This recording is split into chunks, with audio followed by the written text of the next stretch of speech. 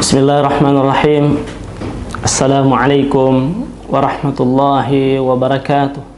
Alhamdulillah, bersyukur kepada Allah Subhanahu wa taala yang banyak memberikan kita kesempatan. Salawat dan salam kepada Nabiullah Muhammad sallallahu alaihi wasallam, karena beliaulah yang telah memberikan kita penjelasan mana yang seharusnya kita perbuat, yang seharusnya kita lakukan demi mendapatkan keridhaan Allah Subhanahu wa taala, baik di kehidupan dunia ini terlebih lagi di akhirat nanti insyaallah.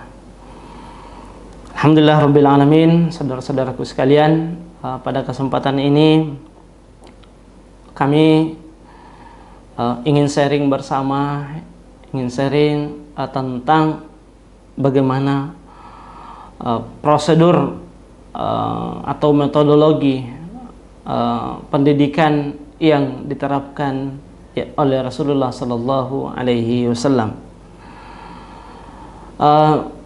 Rasulullah Sallallahu Alaihi Wasallam pernah mengingatkan kita bahwa didiklah anak-anakmu 20 tahun sebelum mereka lahir. Ulama kita memberikan penjelasan bahwa didiklah anak-anakmu 20 tahun sebelum mereka lahir, artinya apa? Bekali diri kita, ya, bekali diri kita, rencanakan diri kita tentang pendidikan akidah, pendidikan ibadah, termasuk di dalamnya adalah syariat, agar ketika nanti sudah siap untuk berkeluarga, sudah terfokus untuk mencari nafkah istri dan anak-anak kita ke depan. Sebab nanti kalau nanti sudah berkeluarga baru mencari ilmu, baru belajar, repot. Jadinya kita tidak fokus mencari nafkah kepada untuk keluarga kita, terutama anak istri kita di rumah. Kemudian setelah itu misalnya kalau sudah berkeluarga, sudah nikah, kemudian anak sudah hamil istrinya, gimana cara mendidiknya? Dalam beberapa pandangan ulama memberikan kita penjelasan bahwa yang perlu kita berikan pendidikan semasa manusia itu dalam kondisi janin adalah memperdengarkan, ya, kita harus memperdengarkan kata-kata yang bagus. Dalam berbagai penelitian, berbagai riset bahwa pendengaran atau kata-kata yang terbaik yang harus diperdengarkan pada setiap manusia adalah Al-Quran. Karena kenapa? Pertama, Al-Quran itu di samping memberikan satu pelajaran yang sangat berharga untuk kita, dia juga adalah kalamullah. Kalamullah itu meskipun orangnya tidak paham, ya, meskipun orang tersebut tidak paham, cukup dia hanya membaca saja, maka Al-Quran itu Allah memberikan pahala bagi orang yang membacanya, begitupun orang yang mendengarnya. Jadi dalam riset ada kata-kata yang terbaik yang diperdengarkan oleh janin anak tersebut, janin tersebut adalah Al-Quran. Karena itu adalah kata-kata yang terbaik. Apalagi sekali lagi Al-Quran adalah kalamullah. Tentu yang sangat berperang di sini adalah ibundanya, ya, ibunya. Karena dia yang mengandung, ya, dia yang mengandung. Bapaknya, ayahnya konsen untuk mencarikan nafkah, ya, mencarikan nafkah yang kepada istri dan anak yang masih berstatus sebagai janin mungkin. Apa yang harus dilakukan oleh istri? Kalau misalnya dia tidak bisa ngaji, ambil HP mungkin, ya, diputarkan murattal, ya, jangan diperdengarkan kata-kata yang tidak bagus, syairnya mungkin yang tidak bagus dan lain sebagainya. Sebab itu akan mempengaruhi bagi janin kita. Karena ternyata yang berfungsi pertama kali itu adalah pendengaran. Jadi itulah yang dibiasakan memperdengarkan kata-kata yang bagus, kata-kata yang indah dan lain sebagainya. Sekali lagi yang paling berperang di sini adalah ibunya anak tersebut. Kemudian yang kedua, setelah dia berjanin, kemudian sudah melahirkan, bagaimana setelah melahirkan? Itu juga hal yang paling pertama dianjurkan kepada kedua orang tuanya menyambut anak tersebut yang baru lahir adalah lagi-lagi memperdengarkan kata-kata yang bagus. Nah, di sunnahnya di beberapa riwayat dikatakan bahwa itu memperdengarkan azan, ya, azan. Tapi jangan juga azannya kayak orang azan di masjid ya, keras suaranya, enggak. Allahu Akbar, Allahu Akbar. Nah, dengan kata-kata yang ya, singkat, suaranya enggak usah dibesarkan. Kemudian dikunyahkan, yang diberikan yang manis, apakah kurma atau madu, ya. Tapi Rasulullah memberikan kurma. Rasulullah mengunyah kurma tersebut, kemudian memberikan kepada cucunya Hasan Husain saat Hasan Husain lahir. Kemudian bisa di hari ke-7 bisa dikhitan, ya, atau disunat, itu bagi laki-laki, ya. Kemudian pemberian nama di akikah, ya, itu pemberian nama juga itu penting sekali. Kata Rasulullah Sallallahu Alaihi Wasallam dalam beberapa riwayat, hendaklah kedua orang tuanya itu memberikan nama yang bagus, maknanya secara syariat, ya. Apakah Abdurrahman atau dan Muhammad, diawali kata Muhammad, ya, Muhammad siapa dan lain sebagainya. Jelasnya kata-kata nama itu adalah memiliki makna yang bagus menurut syariat Allah Subhanahu wa taala. Selanjutnya dalam penelitian disampaikan bahwa anak yang usia 0 sampai 5 tahun itu adalah golden age. Usia golden age. Usia golden age itu artinya adalah usia emas, ya. Usia emas di setiap anak.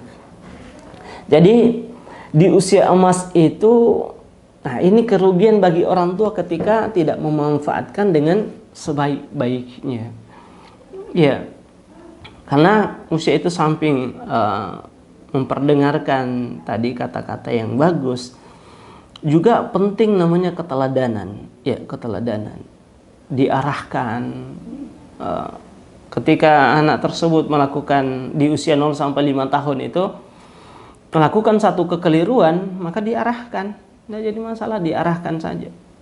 Diarahkan kepada hal-hal yang insya Allah bermanfaat di jalan Allah Subhanahu wa taala. Artinya apa? Sesuai dengan syariat Allah Subhanahu wa taala.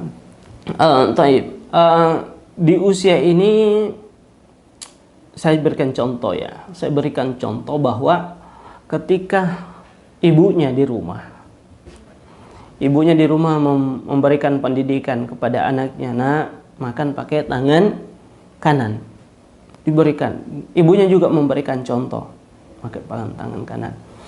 Makan, duduk, minum juga pakai tangan kanan, minum juga dalam keadaan duduk. Itu yang disunnahkan Nabi.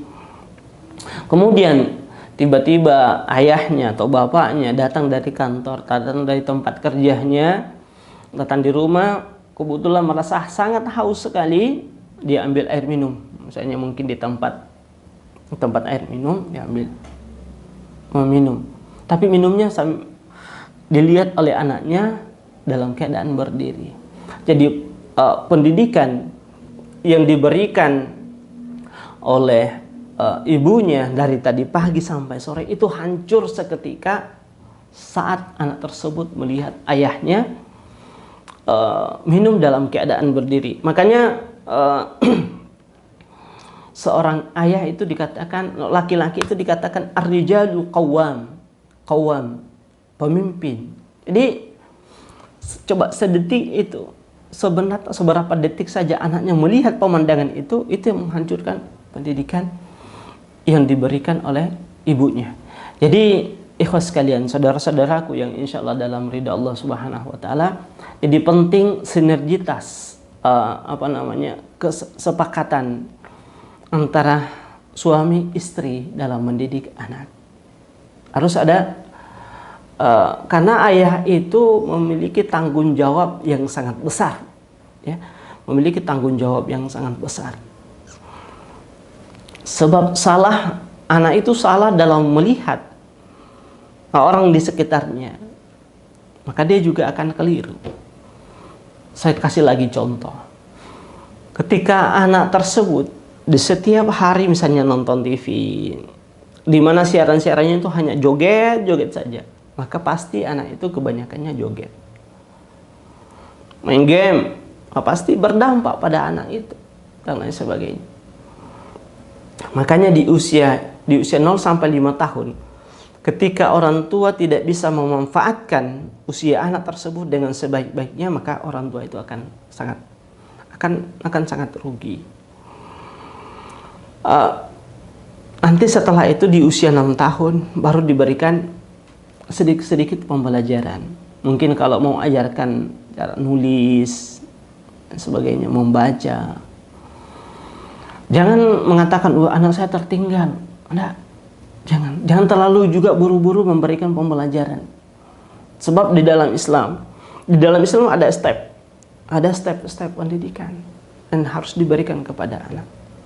Makanya di salah satu hadis Nabi Shallallahu Alaihi Wasallam dikatakan bahwa alimu auladakum, ajari anak-anakmu salat di umur 7 tahun.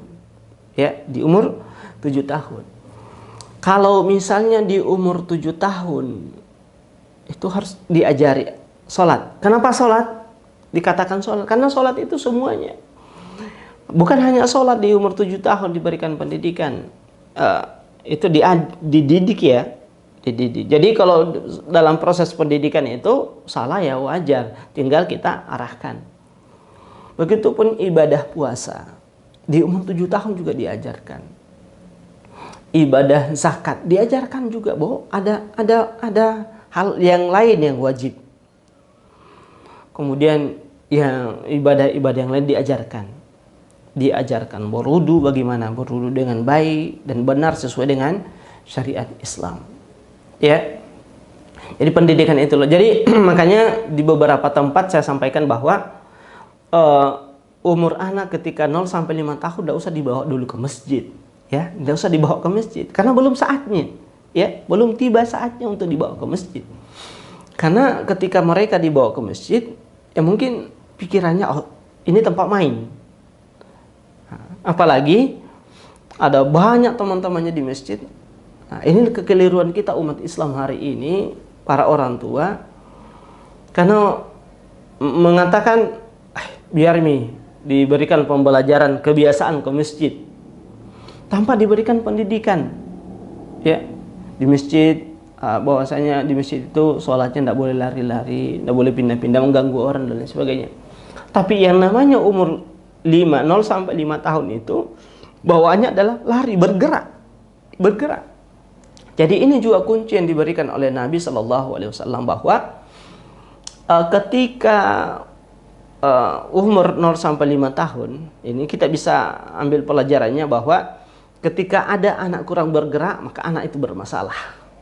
Iya, bermasalah. Perlu betul-betul Bapak Ibu sekalian, saudara-saudaraku sekalian, perlu sadar betul, meluangkan waktu untuk serius menangani anak itu.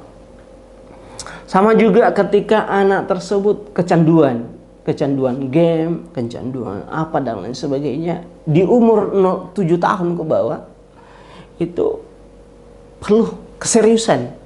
Kalau misalnya ada anak yang kurang bisa bergerak, ya artinya malas saja main HP. Maka sekali lagi, kalau perlu Bapak Ibu sekalian cuti dari kerjanya, serius tangani anak itu. Ya, uang bisa dicari Bapak Ibu sekalian, tapi generasi yang rusak itu sulit untuk memperbaikinya. Jadi selagi masih umur 7 tahun ke bawah, serius itu.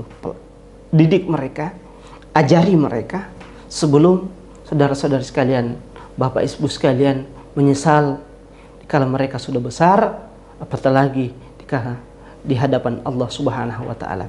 Karena boleh jadi mereka akan datang di hari kemudian menuntut kita. Boleh jadi mereka menuntut kita. Ya Allah, dia tidak pernah mengajari saya, ya Allah. Orang tua saya hanya sibuk mencari kerja, hanya sibuk kerja, cari uang, sebagainya. Sampai di rumah saya tidak diperhatikan. Bahkan biasa saya bertanya mungkin ya. Biasa saya bertanya, ayah ini apa? Ibu ini apa? Ayah sudah, jangan ganggu ayah. Jangan ganggu ibu. Kenapa? Ibu sibuk, ayah sibuk. Jadi anak itu larinya HP. Ya? Larinya HP. Ayahnya merasa bangga, oh anak saya diam. Dia tidak mengganggu saya. Begitupun ibunya, oh anak saya kok di rumah diam-diam saja. Buktinya kalau saya sudah kasih HP, dia tidak mengganggu saya. Padahal ini malapetaka pertama di awal satu keluarga. Ya, ini malapetaka ketika kita memberikan. Jadi pemulai umur 7 tahun sampai umur 10 tahun. Baru Rasulullah mengatakan, ketika mereka ada anak itu tidak melaksanakan sholat, fadribuhu, pukul dia. Artinya sebelum umur 10 tahun ada orang tua yang memukul anaknya, berdosa dia. Ini berdasarkan hadis Nabi, berdosa. Kemudian memukulnya pun tidak serta-merta harus dipukul dengan kekuatan yang kuat, membekas. Itu tidak boleh. Itu zalim kita kepada anak. Ya, jangan sampai ada di antara Bapak Ibu sekalian ketika merasa jengkel, diganggu oleh anaknya tidak menurut. Dengan kata-kata perintah kita tidak menurut dia, hanya kita pukul dan lain sebagainya. Anda berdosa sebagai orang tua. Ya, haknya mereka semasa kecil di mana kalian berikan? Kalian sudah nggak ajarkan mereka? Sudah nggak kalian ajarkan yang namanya tolong menolong? Sudah nggak kalian ajarkan yang namanya bagaimana mereka bisa berkarya sejak kecil? Bagaimana bersifat sopan? Bagaimana menghargai waktu? Sudahkah kita ajarkan? Kalau enggak, istighfar. Jangan terlalu sibuk dengan pekerjaan. Ya. Jangan terlalu sibuk dengan pekerjaan sekali lagi. Yang sampai kita menyesal dikala kita sudah tua. Kenapa anak saya tidak memperhatikan? Saya sudah tua, nah. Kenapa saya tidak diperhatikan? Karena Anda memang tidak memperhatikannya dia dikala kecil. Ya. Tapi kalau kita sudah berikan pendidikan, keimanan dan lain sebagainya, dia bisa mengenal Allah. Insya Allah anak itu pasti akan berbakti kepada kita. Bisa kita adakan penelitian. Coba seorang anak yang berbakti sama orang tuanya, pasti di kala kecil anak itu dididik baik orang tuanya. Tapi kalau ada orang tidak mau tahu terhadap orang tuanya, saat orang tuanya itu sudah tua rentah, anak itu sudah begitu mementomi kalau orang tua. Padahal perlu perlu didampingi umur-umur seperti itu. Tapi kalau ada ucapan dari seorang anak meskipun dia sudah tua, sudah begitu.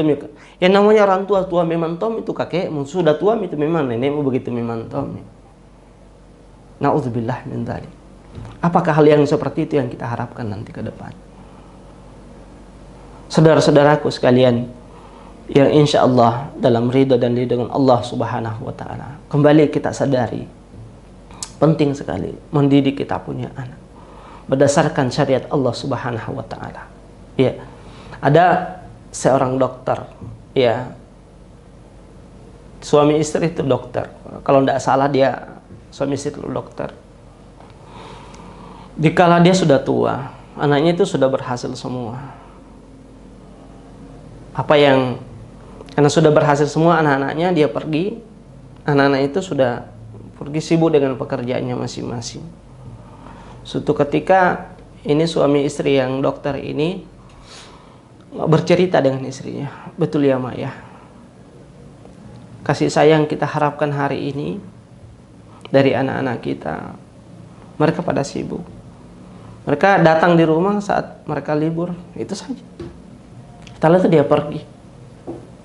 Padahal semua orang tua sepakat ketika mereka sudah tua renta, yang mereka harapkan adalah perhatian dari anak-anak.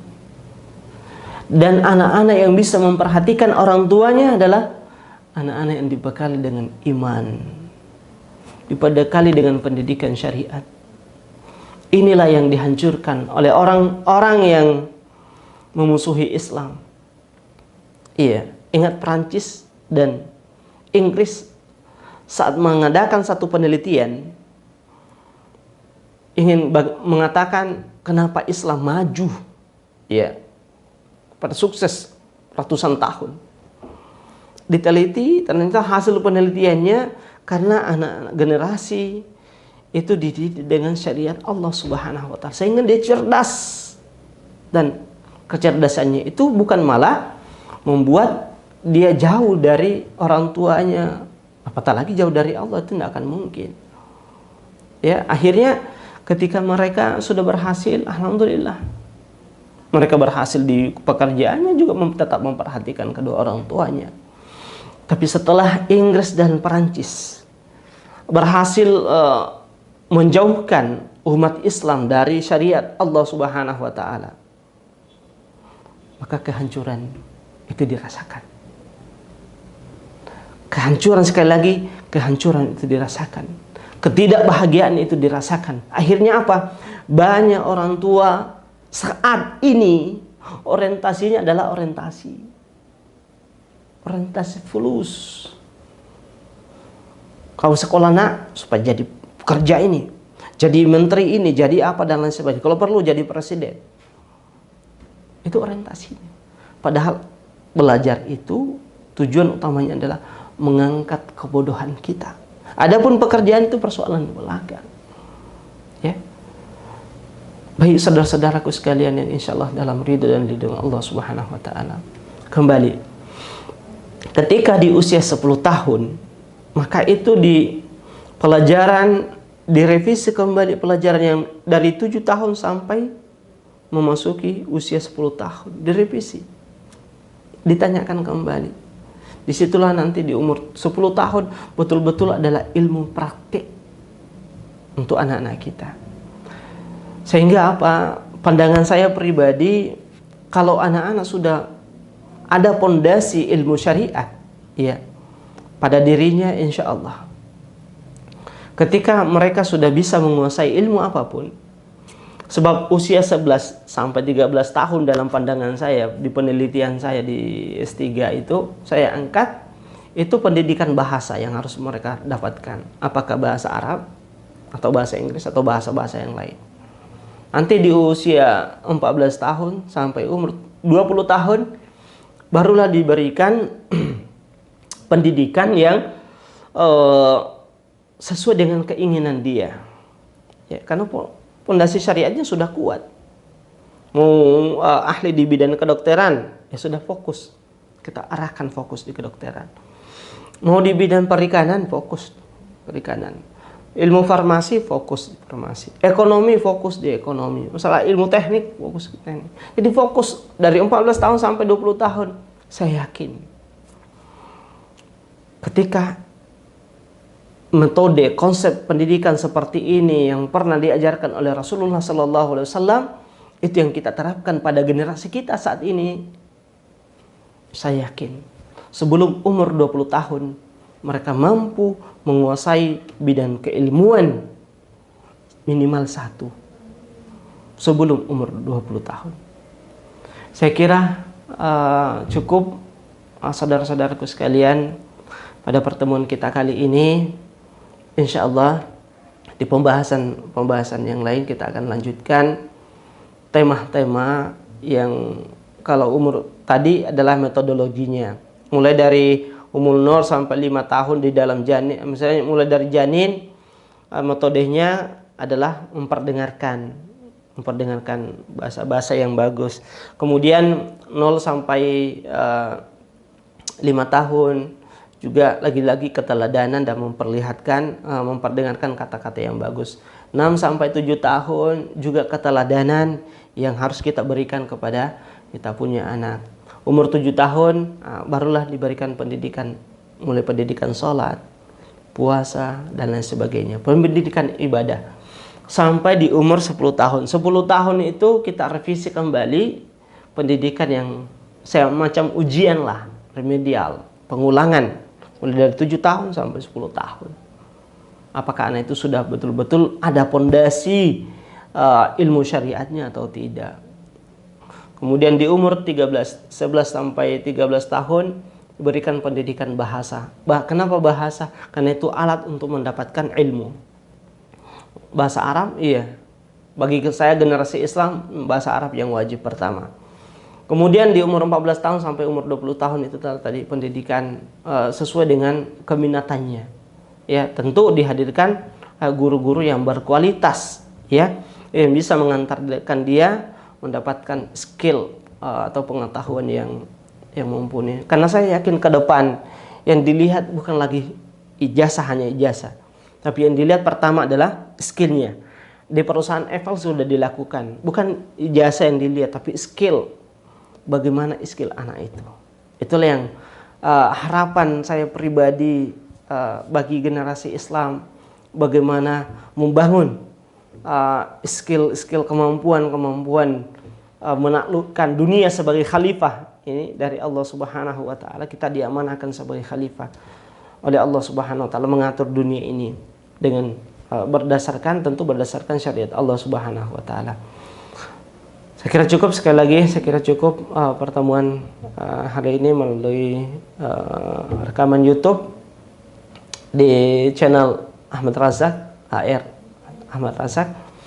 Kira itu cukup. Terima kasih atas perhatian, semoga ini bermanfaat, dan kita berharap Allah Subhanahu wa Ta'ala memberikan ampunan kepada kita semua, kepada kedua orang tua kita, kepada para guru-guru kita, sehingga insya Allah kita mendapatkan kebahagiaan baik di kehidupan dunia ini, terlebih lagi nanti di akhirat insya Allah. Hadanallah wa yakum. Wallahu muwaffiq ila aqwamit thariq. Wassalamualaikum warahmatullahi wabarakatuh.